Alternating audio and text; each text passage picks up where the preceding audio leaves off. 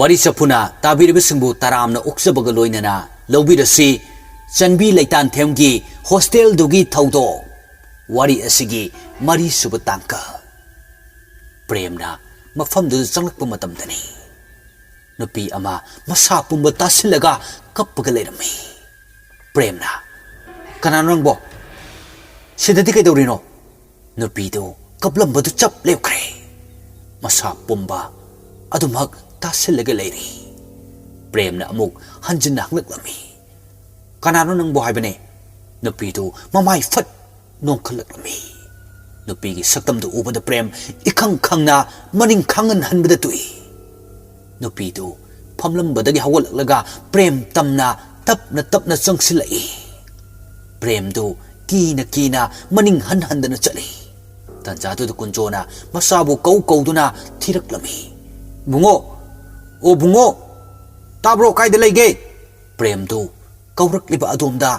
yenguraga mamai leithorakpada nupidu leiramdre premdu sor asangba ama hon tharaklaga mapana kauriba adomda lai masana lakliba uraduna kunjona hari bungo nang bukai de saluino thenga kansida pabung tumningdri na hangsil langba sum thoklamani thokiba thodok singdu mapagi mafamdadi karimata haidoktre asumna mapa machadu rum tamna changminarbe asumna numit simasu asumna sum hauki ayuki matamni mayamdu breakfast sabu loiraga lairik panarami premdu tawfam khangdena lairiba girls hostel gi study room duda changlaklami wardena ibunga prem kai leragi sida lai sibo sumna sumlak pro hoise room du sum leibedo tawfam khangde adugi sum ko thorakpani wahai si haina lairiba nupi duda koilei leiraga munna yenglami sanana lembigi nakong mayada chirol tawraklami asi medam leimagi machano pasigi miteng na yengsini aini yamaina de haisi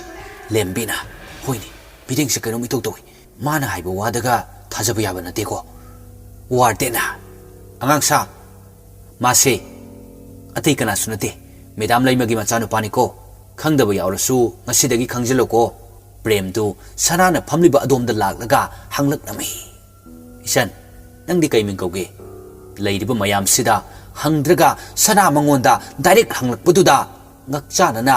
hanga isanana ibung aingondro mani nangonda nine nangi mingdu kai kauge sana kauge o sana haiba phajaine asi hairaga sum yenglakpani kachin oidap leiba mafam adomda miteng tarure adubo ngarang mana okiba nupigi sakamduna prem mangonda sauna chado bagi sakpamda yenglaga leirambaduda prem masadu ikang khangna maning khangan hali prem na tawriba mongduda warden hanglai ibungo kai tawrage na sadu bu ikang khangi dubo prem masadu ipa pakat naire se kaim tawdida ayamuk chalake kona muk laage se hoi prem du magi kada changi hek tawbaga tanjaduda mamana kauraklami bungo mamana kaurakpaduda prem masadu ikang khangna ha leimana kaidoragi bungo nasadu ikang khangi dubo prem pakat libadu phajillaga hare kaim tawdida mamagi wakhalna oiramgani adu ai nga ta potharukike asi hairaga magi kada hathu changkre masanu pagi mataududa leima machinda haijarami masi angangsina mo kaidorujano masasi ipa pakatpagum tawi aigi wakhalna oirijala premdu magi kagi thongdu lonsilamlaga phamungduda phamtharaklami pakhaliba masadu phathana bhonai table da leiriba ising bottle du lauraga thakchili prem wakhalda asumna khalaklami mamana harakibado asengba mag thawai do leiriba jala wakhal khalambadagi pocket ta yauriba phone du lokthok mamana ba sanida phone tawi ring ama ani chatpaga paikhalakmi hello prem na bye hausi thabak asin baga leibro yumda leiteda thabak kibudi adu kai leirage thabak asin ma leitradi patam khara iga leimnase lao hage tawne kai dorage leimnase haisibo kaim tawteda ꯑꯩꯁꯨ ꯏꯊꯟ ꯂꯩꯕꯗꯣ ꯇꯧꯐꯝ ꯈꯪꯗꯦ ꯁꯨꯝ ꯃꯇꯝ ꯈꯔ ꯂꯩꯃꯤꯟꯅꯁꯤ ꯍꯥꯏꯕꯒꯤꯅꯤꯗ ꯍꯣꯏ ꯍꯣꯏ ꯑꯩ ꯍꯣꯔꯦꯟ ꯑꯗꯨꯝ ꯂꯥꯛꯂꯒꯦ ꯍꯣꯏ ꯑꯗꯣ ꯄꯤꯄꯥꯗꯨꯁꯨ ꯈꯔ ꯂꯩꯁꯤ ꯍꯥꯏꯌꯣ ꯌꯥꯕ꯭ꯔꯥ ꯍꯪꯉꯨ ꯌꯥꯔꯒꯅ ꯅꯕꯥꯅꯤ ꯂꯥꯛꯃꯤꯟꯅꯔꯣ ꯍꯣꯏ ꯍꯣꯏ ꯑꯗꯨꯗꯤ ꯊꯝꯃꯒꯦꯀꯣ ꯅꯨꯃꯤꯗꯥꯡ ꯋꯥꯏꯔꯝꯒꯤ ꯃꯇꯝꯅꯤ ꯍꯥꯏꯅꯈꯤꯕꯒꯤ ꯃꯇꯨꯡ ꯏꯟꯅ ꯁꯅꯤꯒ ꯄꯤꯄꯥꯒꯁꯨ ꯄ꯭ꯔꯦꯝ ꯍꯣꯏꯗ ꯂꯥꯛꯏ ꯁꯅꯤꯅ ꯄ꯭ꯔꯦꯝ ꯄ꯭ꯔꯦꯝ ꯑꯩꯈꯣꯏ ꯂꯥꯛꯑꯦ ꯊꯣꯛꯂꯛꯑꯣ ꯂꯩꯃ ꯊꯣꯛꯂꯛꯂꯒ ꯏꯆꯥ ꯍꯣꯏ ꯂꯥꯛꯂꯕ꯭ꯔꯣ ꯉꯁꯥꯏ ꯕꯨꯡꯉꯣꯅ ꯏꯃꯥꯟꯅꯕ ꯑꯅꯤ ꯂꯥꯛꯀꯅꯤ ꯃꯇꯝ ꯈꯔ ꯍꯥꯏꯌꯦ ꯄ꯭ꯔꯦꯝ ꯊꯣꯛꯂꯛꯂꯒ ꯚꯥꯏ ꯑꯗꯨꯗ ꯑꯗꯨꯝ ꯂꯦꯞꯄꯒ ꯂꯩꯔꯒꯦ ꯍꯥꯏꯔꯣ ꯆꯪꯉꯣ ꯀꯧꯗꯅ ꯑꯃꯨꯛ ꯂꯩ ꯍꯥꯏꯕꯅꯤꯗ ꯀꯣꯛ ꯆꯪꯉꯣ ꯂꯩꯃꯅ ꯆꯪꯉꯣ ꯆꯪꯉꯣ ꯕꯨꯡꯉꯣꯒꯤ ꯀꯥꯗ ꯏꯃꯥꯅ ꯆꯥꯛ ꯀꯥꯗꯤ ꯂꯣꯏꯔꯕꯅꯤ ꯉꯥꯏꯍꯥꯛ ꯂꯩꯔꯒ ꯆꯥꯔꯁꯤ ꯑꯁꯨꯝꯅ ꯉꯥꯏꯍꯥꯛ ꯂꯩꯔꯒ ꯆꯥꯛ ꯆꯥꯅꯔꯒ ꯇꯨꯝꯕ ꯆꯪꯅꯈ꯭ꯔꯦ ꯑꯍꯤꯡ ꯅꯣꯡꯌꯥꯏꯒꯤ ꯄꯨꯡ 12 ꯆꯞ ꯆꯥꯅ ꯇꯥꯕ ꯃꯇꯝꯅꯤ ꯅꯨꯡꯁꯤꯠꯁꯨ ꯀꯟꯅ ꯁꯤꯜꯂꯛꯂꯝꯃꯤ ꯄ꯭ꯔꯦꯝꯒꯤ ꯀꯥꯒꯤ ꯊꯣꯡꯅꯥꯎꯗꯨ ꯂꯣꯟꯗꯕ ꯑꯣꯏꯕꯅ ꯁꯤꯠꯂꯤꯕ ꯅꯨꯡꯁꯤꯠꯇꯨ ꯀꯟꯃꯟꯕ ꯑꯣꯏꯕꯅ ꯊꯣꯡꯅꯥꯎꯗꯨ ꯒꯝ ꯒꯝ ꯊꯦꯡꯖꯤꯜꯂꯛꯂꯝꯃꯤ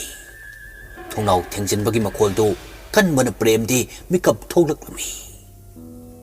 ꯄ꯭ꯔꯦꯝ ꯃꯃꯤꯠꯇꯨ ꯇꯞꯂꯤ ꯇꯞꯂꯤ ꯄꯥꯡꯂꯛꯂꯒ ꯊꯣꯡꯅꯥꯎ ꯂꯣꯝꯗ ꯌꯦꯡꯂꯛꯂꯝꯃꯤ ꯃꯆꯤꯟꯗꯁꯨ ꯃꯨꯔꯨꯝ ꯃꯨꯔꯨꯝ ꯁꯣꯜꯂꯤ ꯑꯁ ꯑꯩꯗꯤ ꯇꯨꯝꯃꯝꯗꯥꯏꯗ ꯊꯣꯡꯅꯥꯎ ꯂꯣꯟꯕ ꯀꯧꯔꯝꯃꯦꯅ ꯃꯔꯝ ꯆꯥꯗꯦꯗ ꯅꯨꯡꯁꯤꯠ ꯀꯟꯅ ꯀꯟꯅ ꯁꯤꯜꯂꯤꯁꯦ ꯋꯥꯍꯩꯁꯤ ꯍꯥꯏꯅ ꯍꯥꯏꯅ ꯍꯧꯒꯠꯂꯛꯂꯒ ꯊꯣꯡꯅꯥꯎ ꯇꯝꯅ ꯂꯥꯛꯏ ꯊꯣꯡꯅꯥꯎꯗꯨ ꯍꯦꯛ ꯂꯣꯟꯁꯤꯟꯒꯦ ꯇꯧꯕꯒ ꯈꯪꯍꯧꯗꯦ ꯄ꯭ꯔꯦꯝꯒꯤ ꯉꯛꯁꯝꯗ ꯈꯨꯠꯁꯥ ꯑꯃꯅ ꯇꯥꯞ ꯄꯥꯏꯔꯛꯄ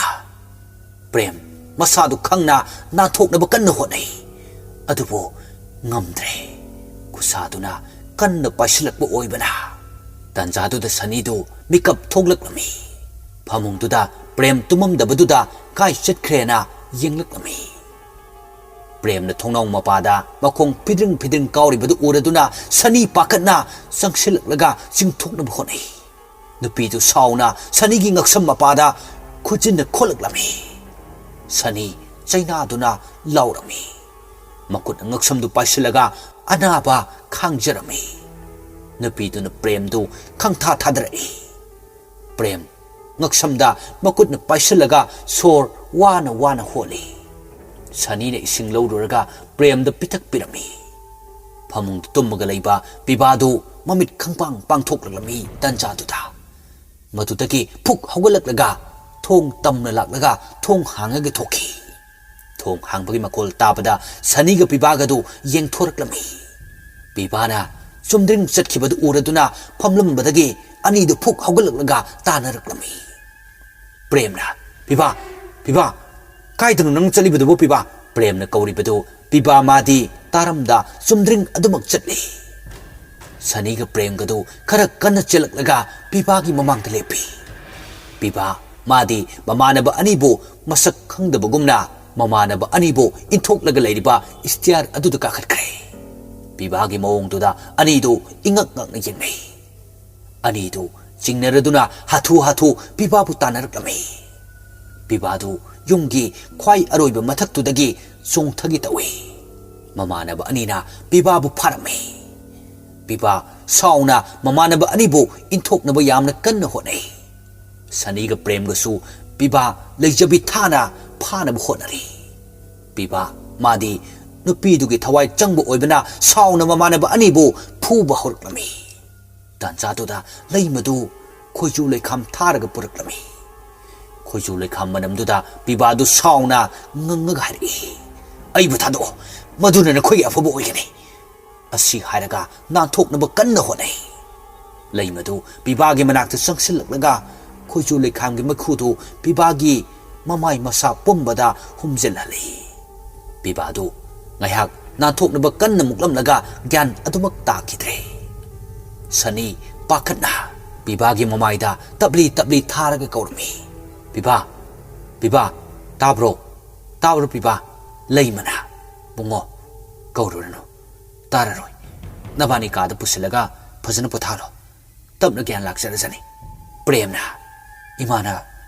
ꯃꯇꯧ ꯀꯔꯝꯅ ꯈꯪꯂꯤꯕꯅꯣ ꯕꯨꯡꯉꯣ ꯀꯣꯟꯅ ꯐꯖꯅ ꯋꯥꯔꯤꯗꯨ ꯁꯥꯔꯒꯦ ꯁꯦ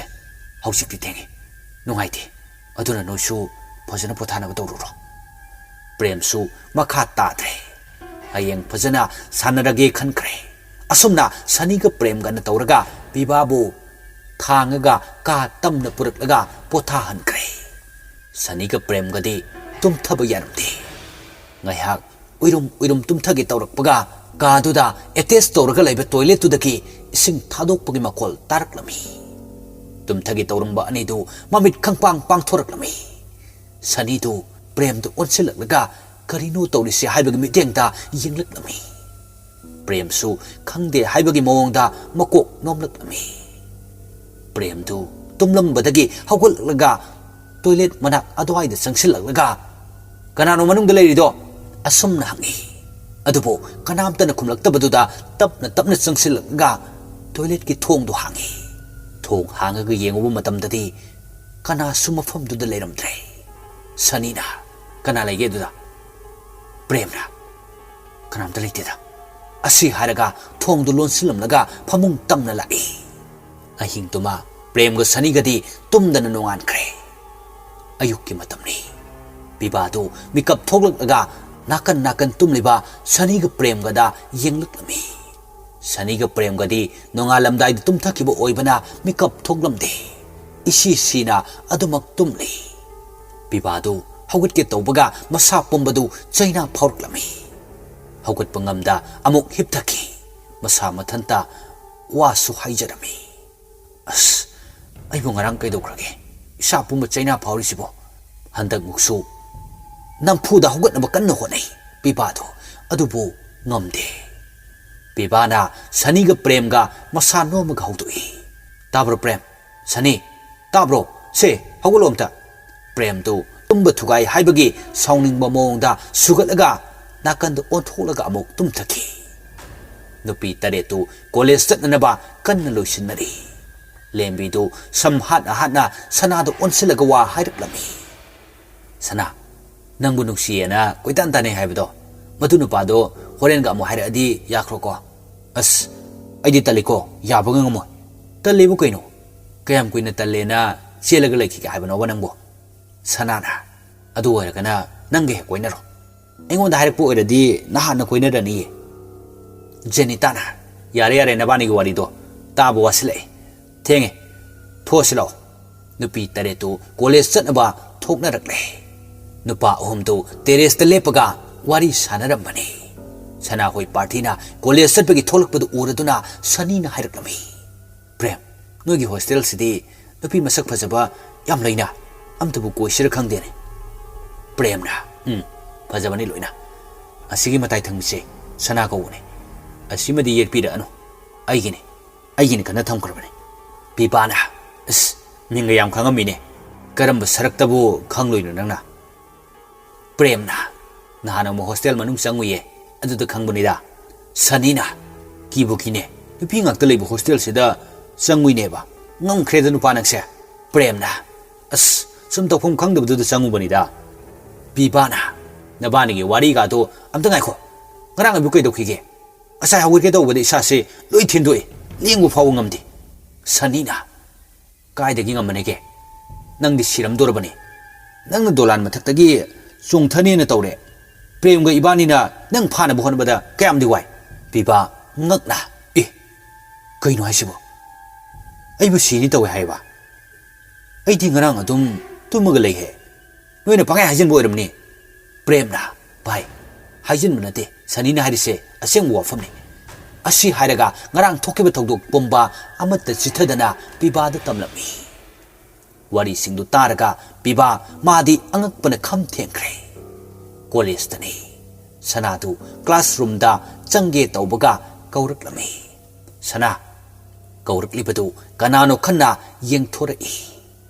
sayon bo oirambadu suktoklaga mamaidu leisilai aduga pachinda murum soli asi paktaba se amu inare sidane ani college klang tris sayon bana sana nan college lakti gino sanadu tanna khumlai aido naro ba adugini hausikti kaim tawdrba natrona sado tawtre adu sana aina aibo wafamdo kamai tawbuno kai wafam laise aidi khangde aina nang nungsi haikibado adugi pakhum piraktriye nang ai nangi pakhum ngairi aidi hana swaikre nangna yadri fawba natung inani lepoi yare haiba mikuptuda inaba lepki sanadu ngaiha wakhal khanbagum tuminna leikre ngaiha tuminna leiruraga hairi sanana pare ainang haibedo yarake ado haujiktagi aigi tung inaba lepo mi mamangdi am phajade sayon ba harauna hoi ai haujiktagi lepage ado nangi number piro sanasu kuina ngangnabadu talladuna number tu pikre sayon badu harauna mamanaba chingkai gi manakta lai sayon bana harauna chelakpadu uraduna chingkai na hari kaidaw yaurage bhai nangna adu harauna chelai dubo harau mandana yamanga do tiekani ko tamna law sayon ba sor ka tu thabet holaga wa hairik lami bhai asana do yare hari aina nungsi haibado chingkai na adudi nungai pauni ne bhai ai saji kanum tore harau mandana ado pau nungai bagi kainom di kong da bu yare ro as adugi budi ai tawge lawse oza mathang changlak laga class tawrami college matam loiraduna sanaga bemaga yum hannabu thoglak lami ngai hakki matung hostel yoraduna gate tagi changlak lami prem su mama nabaga thoglak lami premna sana college halak labo hoi halai ibu pare tudi room da changjaro hoi sanadu room yoraduna dress change tawraga ngai hak potharami ngai hak laibaga mamanabi ataisu college halaknarami asana mayam ngai hak pothanaramo ko ai suda yadaba phi ama ani leire amta surukige asi haraga washroom tamna phi purga chatkre asadu isaiga ngangngangdana monda nungaina phi suri tanjaduda nakalda laiba washroom dudagi ising tap tabagi makhol tarakmi ahan badadi kari sukhanda phidu adumak suri nakan gi washroom du thong hangaga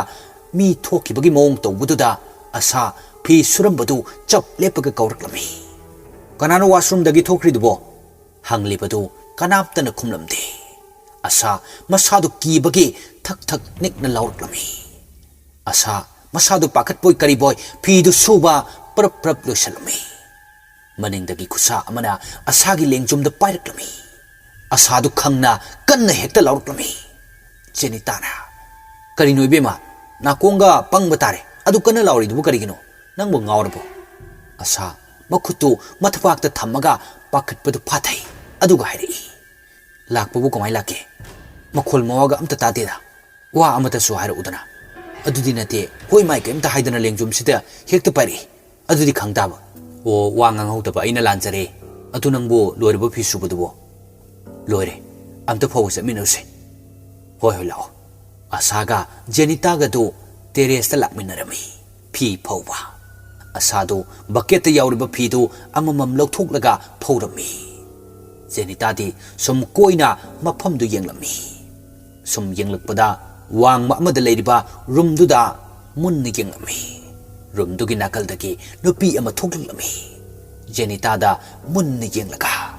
la o haibagi mongda khut khatlaga sukawraklami nupi dugi saktam du ubada jenita masadu pakatna asabu kawraklami asa tabro asana kaidorge adu pakali dubo jenita na amta laome asida leiriba nupise amta yengula oba jenita gi wahai duda hatu sangsilalaga yenglaklami asana yengu matamdadi nupi du leiramdre asana kaino nupi bo leisu leitana nangise aingonda sanadiro as aina nongonda sanagadro haujiktani nupi masida lepaga laona korise ado asigirumse nange ubu urute kanam leita jalo sanglaga yengusira ngamaro ede kona koi pulap jase mafamdu ubada akiba ma phawdro phawi mafam se kainom di leram do male law maka kumase kuina leiradi isasi kainom torani asaga jenita ga du makha da kumkre room du da makhoi taret pulap phamlaga wari sanarami jenita na ai khoi di nan ki khangmu khangde asigi wangda room ama lei ngasai asai bani phiba bo kakhat pada adu da khangmani room du gi nakan da gi nupi ama masam ga to sangdung sangaga masuk tu ga akibu phawi nupi do thoglolaga khut khalaga lao haibagi mong to ri ni ne sanana Kay no hasibo. Akhoi di khangmu khangde room lay haiba. Adu karigino madam lay mana room du lay kholi kaimta haitridi. Room lay tre na haine. So sitrana. Adu akhoi pulap chalaga room du yengusira. Lembina. Yengdi am yengne adu amuksu yamki. Soniana yarese. Kasu kirunu. Akhoi pulap chalurase. Tanja ama yengaga kanam khangandabida. Numidangki pung 8 makai tarakwa aduaidane. Mamanaba ahumdu yum adugi makhada leiriba lampaktuda ball kanna sanari. Ball tu paibana kanna kaubada u panbi ama horiba maraktuda paishinkre. Warisigi mathangi part 9 minasi.